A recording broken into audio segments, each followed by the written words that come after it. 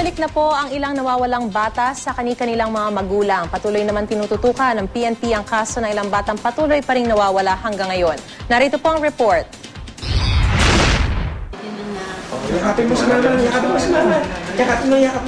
Sa higpit ng kanyang yakap, bakas ng labis na pagkasabik ng inang si Lina sa kanyang anak nang muli silang magkita. Biyernes Santo pa nawawala ang bata. Matapos daw ang puspusang paghahanap ng kanyang mga kaanak at nang makita sa balita ang mukha ng bata, itinurn over ng pulis siyang 9 na taong gulang na bata sa DSWD Manila.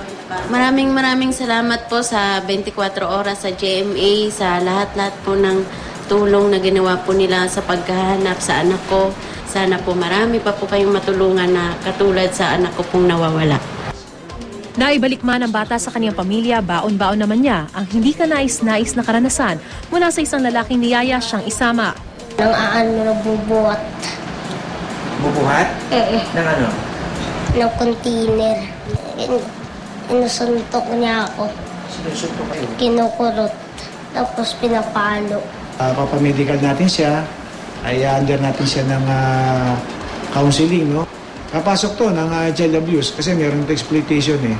At imbitahan natin tong tao na to for questioning. At pagka nalaman natin na talaga meron ginawa tong hindi tama, base na rin doon sa impormasyon na kuha natin sa salaysay ng bata, papanagutin natin sa batas to. Laking tuwa rin ng inang si Joan Reyes na mahagkang muli ang 10 taong gulang na anak. 4 na araw na wala ang anak ni Joan na siyang kasakasama niyang nagtitinda sa luneta. Lumalabas na nasagasaan pala ng isang motorsiklo ang bata kaya itinakbo sa ospital. Maraming salamat po na nakita po yung anak ko. Napakasaya ko po. Sa Pasay naman nadatna ng GMA News ang madamdaming pagtatagpo ng mag-asawang Joel at Grace Kalimag at anak nilang si John Gabriel.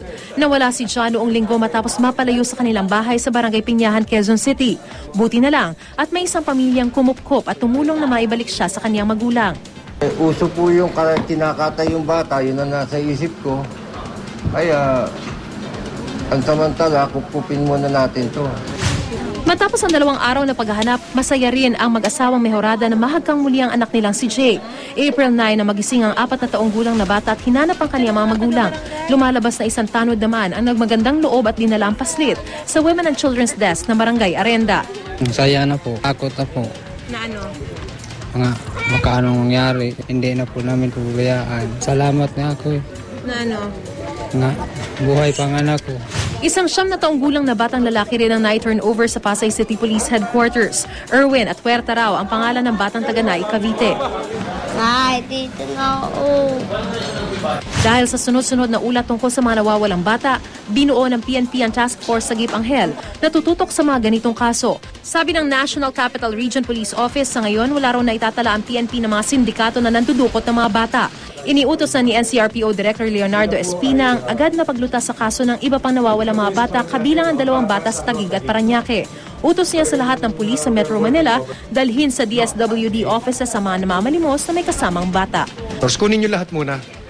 No? Dalhin niyo sa DSWD, patawag yung mga magulang in coordination with the DSWD. Pag na-authenticate yun, na-validate ito magulang ko, etc. etc. Then we release them to the parents. Mariz Umali, GMA News.